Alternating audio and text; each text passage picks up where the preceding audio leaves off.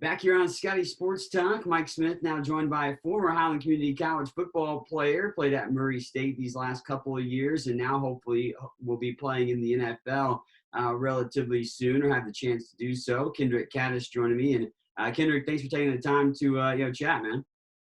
Yeah, you're welcome. I appreciate you inviting me on here. Yeah, no problem, man.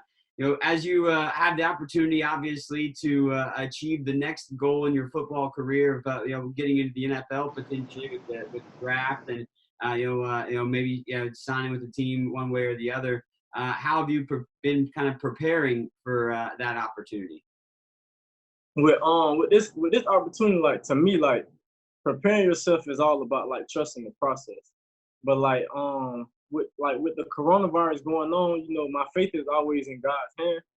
I feel like patience is key to all like of this process that's what's going on throughout this whole entire process. I've been training since January 6th, preparing myself the best way possible. But God knows that I've been working, and then like after watching film with my trainer, we identified my strengths and weaknesses, and like we made changes to that also. And I feel like my trainer, he's doing a great, awesome job preparing me for this. Yeah, a little bit different, I guess, than a normal way to get involved as far as the draft goes and stuff. No, like pro days and stuff like that. How have you kind of maybe put yourself out in front of some of the potential teams that'd be interested in you? Seeing that like pro day wasn't gonna go through because they canceled it like 5 days before I was gonna take off on my flight. It was a bit disturbing, but I'm not mad at all because my time in college, throughout that process, I'm just being patient. I'm still grinding no matter what because I always have faith in myself. I know I'm gonna get called someday or one day, one of these days coming up. So, you just have to have and leave everything in his hands, and you do everything on the field. Have you had some teams maybe kind of reach out to you and inquire, or how's that process been going? I haven't heard anything from any teams during my time of training for pro day, but like I said, like during the season, I had a few scouts come and see me. Nice. I had Cowboys, Steelers, Dolphins, Titans, Giants, and the Falcons. They all have came and saw me. What's something that, like, if you were in front of a coach or they were kind of asking you, like, what's your, what would you tell them on why you should get like an opportunity with their team? First off, I would tell them like I am a great leader at everything I do. Whether that's on and off the field. Let me see what else. From the start of my college career, I feel like I've been a leader. I've been doing everything the right and correct way. Like sometimes I feel as if people don't mention that, but most people only mention like what they can bring on the field. But to me, it's all about what you can bring off the field. You know what I mean? Like all of it.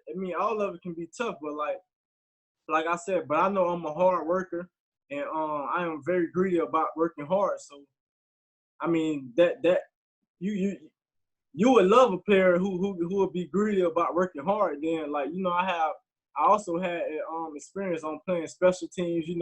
I love special teams. I'm a special teams guy. Like that, I take great pride in playing special teams. Then I feel like special teams is just another opportunity to make a play, and I love making plays. I know I'm very versatile at my position. I'm a sideline guy. I'm a hard hitter. It's been on my film since I started my college career. I know for a fact that I would be the biggest steal in this upcoming draft because I felt like I always been the underdog, and as an underdog you have to take pride in everything that you do. And then let's talk about like practice squad. I take pride in pushing my teammates to be the best they can be.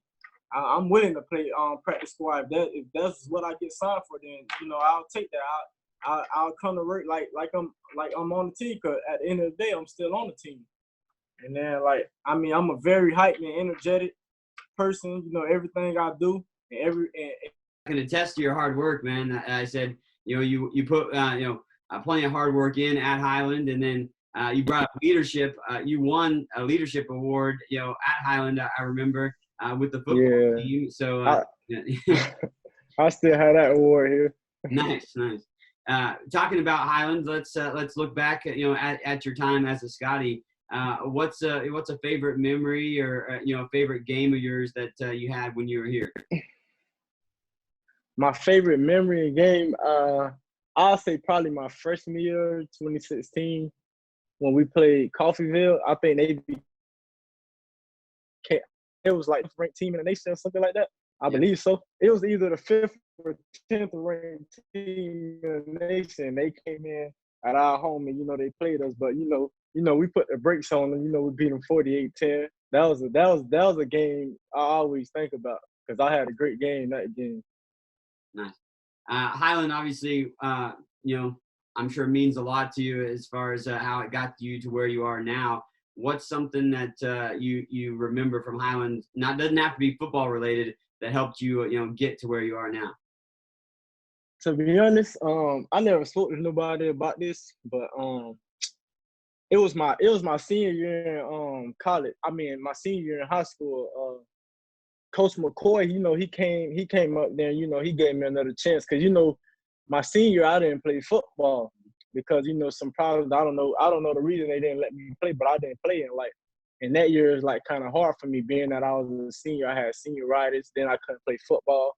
So around that time, I was very depressed because I couldn't play football in my senior year, and I think I took like a month or two off from high school. Like I completely dropped out of school. I stopped going to school and everything.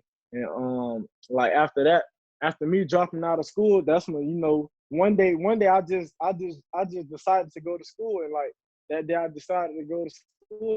Coach McCoy ended up coming there, and he told me he had a full offer because everybody who had interest in me, they. Because of me not playing my senior, they lost interest in me because they couldn't see me on the field anymore. And when Coach McCoy came in and told me he was giving me a full ride offer, I mean, I didn't know at the time what JUCO was. But when he told me he had another opportunity for me to play football, like that kind of like woke me up. Like, I mean, that was like probably one of the happiest times of my life right there. Yeah, no doubt, man. Of course, then you led that opportunity at Highland to an opportunity to play Division I football, going to Murray State with the Racers, and I jumped right in at linebacker. I know, and had a really good junior year and then senior year as well. Yeah. What was it like to achieve the goal of playing Division I football and playing for Murray State? I mean, it was that was one of I feel like that was one of my greatest goals to go D1. Even though it was like D1 AA, it don't have to be no big D1 school. It was D1 football, and that was the main goal, is to get somewhere where I could showcase my talent. And Murray State, when I got there, that's exactly what I did.